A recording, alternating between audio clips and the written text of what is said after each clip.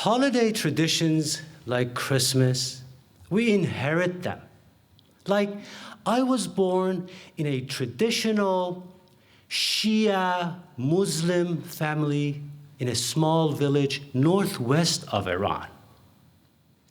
While I grew up with Nowruz, the Iranian New Year, the holy month of Ramadan, and Ashura of Shia, my daughter, on the other hand, grew up in the historic town of Lexington, Massachusetts, with Christmas tree and Santa Claus. She was not even 4 years old when she learned from her childhood friend across the street that she's showered with gifts on Christmas. That is exactly when she started bugging me, demanding like a little dictator to have a Christmas tree so Santa could drop in. I suppose I could have, just like a good father, made pretend and have belief in Santa Claus. I could have just gone down the hill and bought her a Christmas tree from the Unitarian Church, brought it up to our living room, light it up by the fireplace, and wait for Santa to show up. I really wanted to create that holiday magic for her, but I couldn't. So shoot me.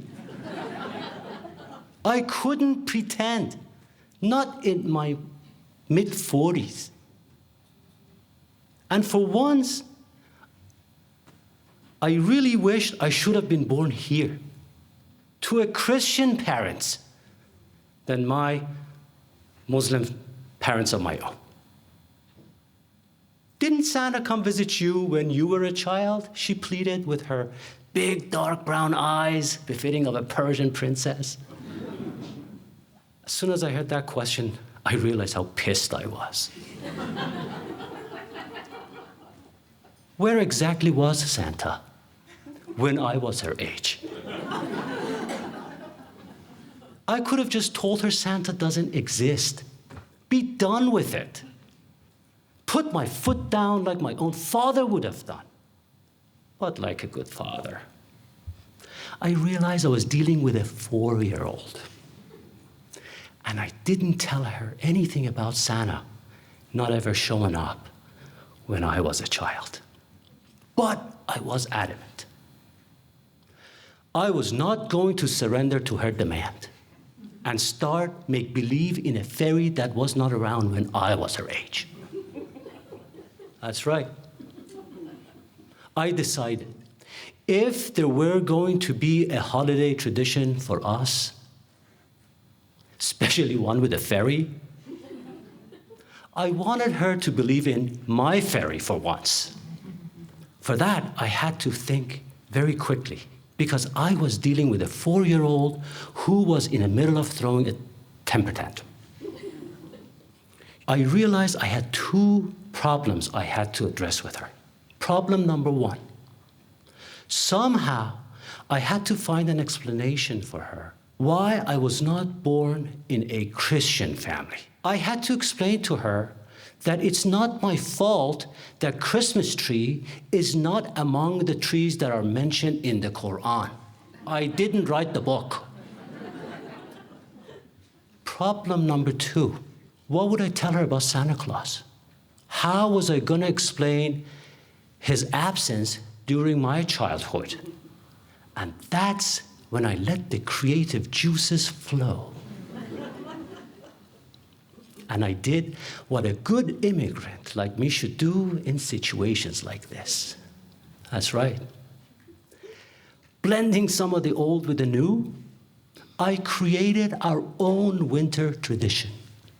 And while I was at it, I ordered a fairy to come along with it. That is when I told her about the Village of Light.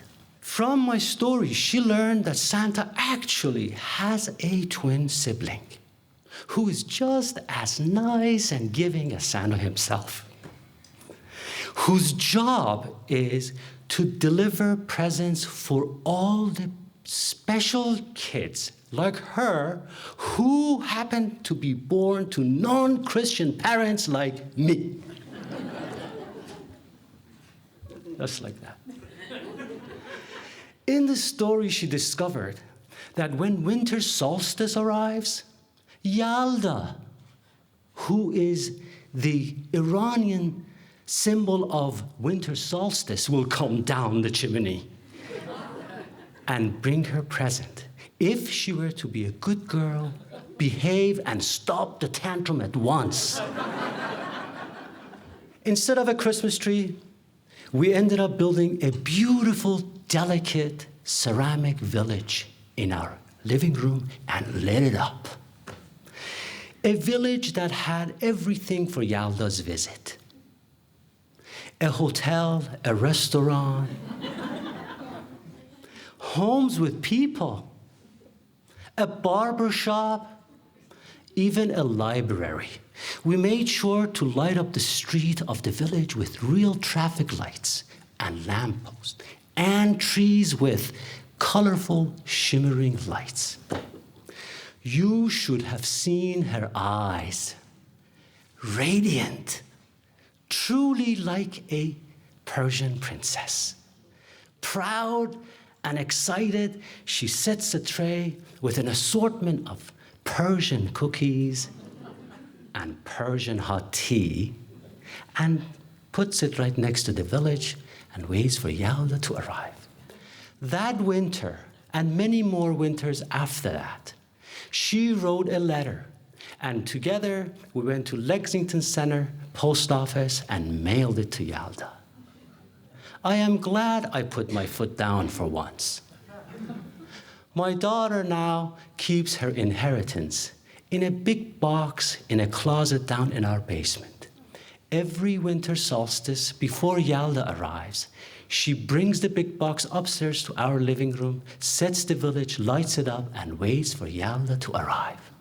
She tells me she cannot wait to tell the Yalda story to her own children. Thank you.